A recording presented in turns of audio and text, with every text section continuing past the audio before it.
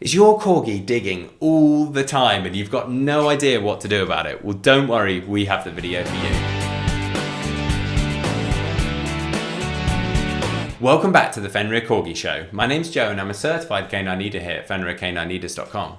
We are dedicated to helping you learn everything you could possibly want to know about the Corgi and then how to become a high-level canine leader so you can raise your very own. So if you're new here, don't forget to subscribe and turn on that notification bell so you never miss a future upload. If your Corgi is digging all the time and it's becoming quite a stressful thing and you're not really sure what to do about it, don't worry, as today we're going to be tuning into a webinar that the canine behaviourist and founder of FenrirCanineLeaders.com, Will, has recorded all about how you stop your dog digging. Hey guys, welcome to another really quick fire webinar breakdown of a very common problem behaviour that whether you're working as a canine professional with clients or you yourself are trying to become a high level leader for your companion dog at home, and that is around digging. And we're going to break down the implementation of the strategies and the behaviour modification plans that I utilise to be able to correct digging behaviours and be able to have people have dogs that aren't destroying their gardens every single day. So let's dive into the webinar and we're going to get some really good information that I promise you're going to be able to use at home with your dogs or your clients.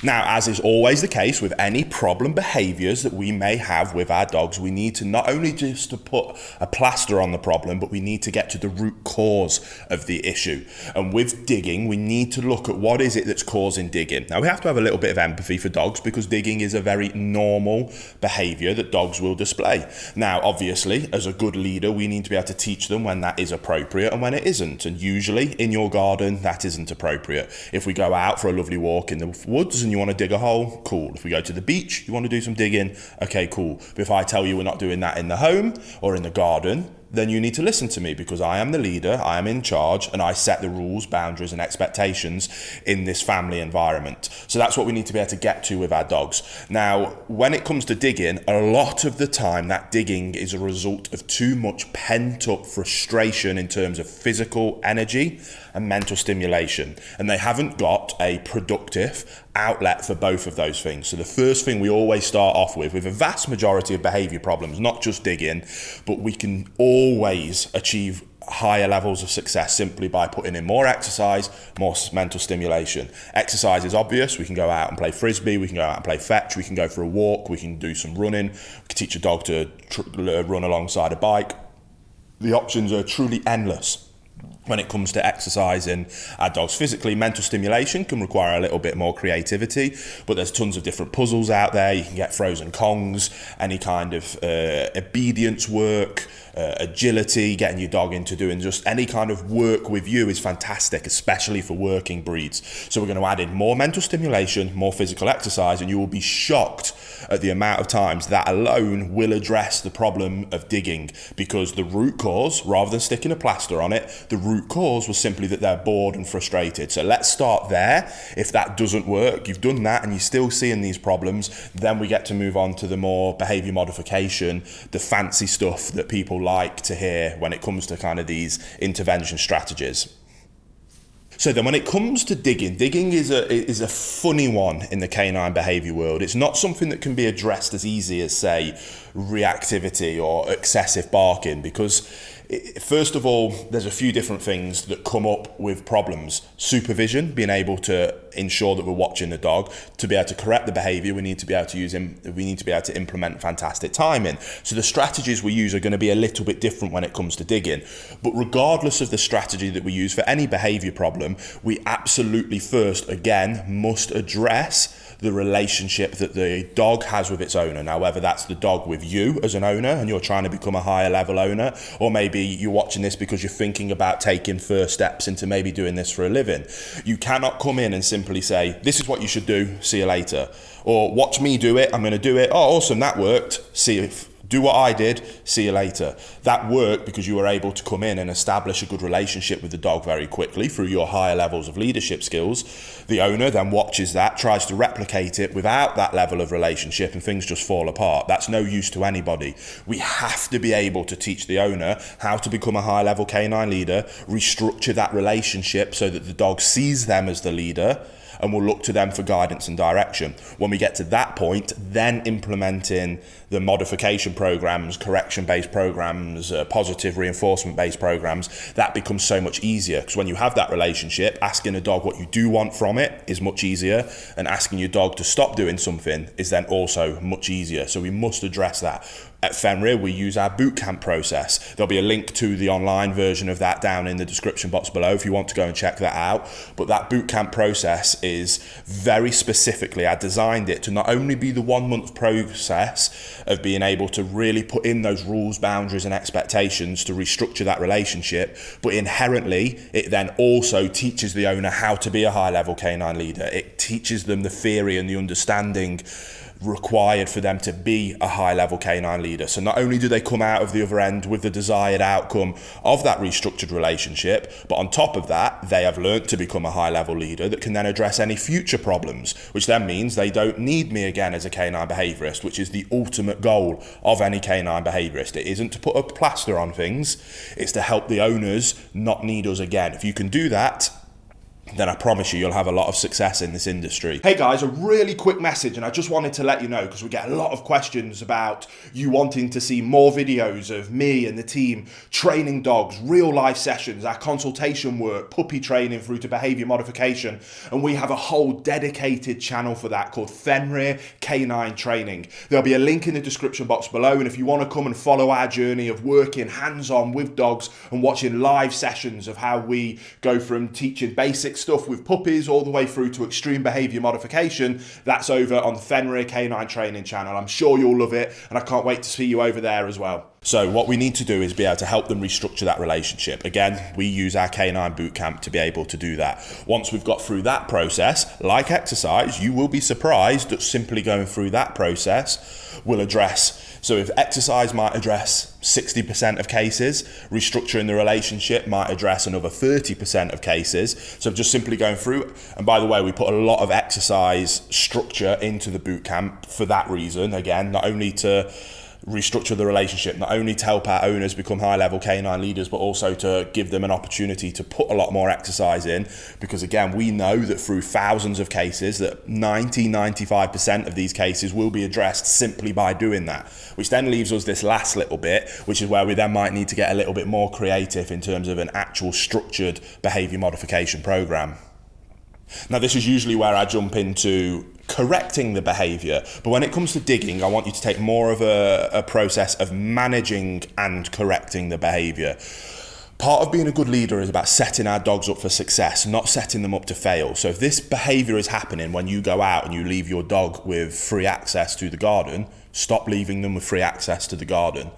That solves your problem. It puts a plaster over it, which I know I've talked about not being what we're doing, but this is a management strategy whilst we're going through these bootcamp processes, whilst we're going through the strategies in terms of actually fixing this problem behavior. But by doing that, you're going to set your dog up for success, and setting our dogs up for success is always what we're looking to do. So if you cannot supervise, manage the environment. Stop giving them access to the problem areas, whether that's by utilizing crates, pens, adding new fences, barricading things off. If you cannot manage the environment while we're going through this process, then if you can't be with your dog and supervise them the whole time while we're going through this process, then manage the environment while we're doing so. So start by managing the behavior, then we go on to correcting and addressing the behavior. So we've sorted the root cause, exercise, restructure relationship. Now we can get into actually addressing that in particular small part that is the problem behavior of digging. Correct, redirect, reinforce. There we go, done. I'm going to go into a bit more detail, don't worry, but that is as simple as it is. Too many people make these concepts of canine behavior remodification far more complicated than they need to be. And the reason why people have other behaviorists or other, in particular, positive only approaches don't necessarily work is because, first of all, they don't address those first two pieces of the puzzle. And then they simply try and put plasters on the problem, and it doesn't really work. But because you've put those efforts in, this bit will work. So we simply need to correct, redirect, reinforce. So when the dog, again, when we can supervise, if we can't, we've managed the environment so that they can't do it in the first place. But okay, now we can be here We know this is where the dog does this problem behavior we're trying to solve. We're now going to give them access to it. When the dog starts digging, we're going to go in with a verbal correction. Shoulders back, chest up, deep voice, vocal inflection is very important. There's going to be a very stern or a no. And we're going to save that vocal inflection and that verbal correction. We're not going to use it much, but we're going to save it for situations like this where it can really carry some weight. The more work you put into restructuring the relationship in the second part of the process, then the faster, quicker, more effective this verbal correction will be. So the dog is about to start digging and no, snaps them out of it really quickly. So we get their attention back to us, then we redirect them to the behavior that we do want, which can be absolutely anything that you deem to be positive, whether that's to come and do some obedience work with you, whether that's to go into a sit and stay, whether that's you then throw a ball for them. We correct the negative behavior, we redirect them to a desirable one, and then when they're displaying those desirable behaviors, we reinforce. So again, correct, redirect, reinforce. It really isn't that rocket science when it comes to digging in particular. It's not an aggressive behavior, it's just an annoying one. So going through this process in a very positive based way, yes, we're utilizing corrections, but we're going to stick with verbal corrections, and we're going to make sure that we do everything we can do in our power to set our dogs up for success. You go through that process and digging becomes a very easy problem to get on top of. It really does.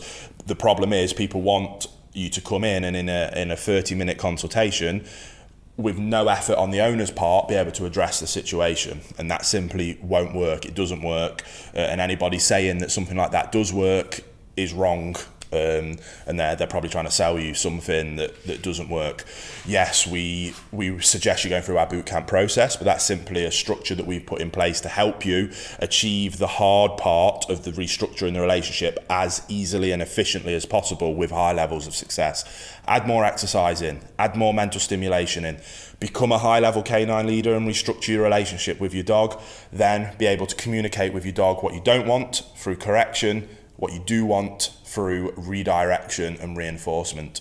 The principle is simple. The implementation requires effort and discipline on your side if you're an owner or helping your client see that, and for them to be willing to put the effort in. If they are, you will have a fantastic dog. If they're not, that you won't. Unfortunately, it really is as simple as that, and that's what we're trying to help people understand. First and foremost, before they get a dog, are you willing to do this? If not, you shouldn't get a dog. Unfortunately, for those people that do, we then need to find a way of being able to convince them to be able to change their lifestyle and mentality, to be able to put the effort in that is required to ensure that we're keeping these dogs out of shelters and not being put down.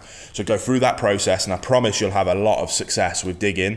It's not rocket science, it's just a little bit of discipline and hard work. There you have it, guys. Some really useful tips and tricks from Will there, all about how to stop your Corgi digging. I really hope you enjoyed today's video. If so, get involved in the comments down below, as we would love to hear from you. Don't forget to subscribe and turn on that notification bell, as we have 3 dedicated videos coming in every single week. So I can't wait to see you in the next episode of the Fenrir Corgi Show.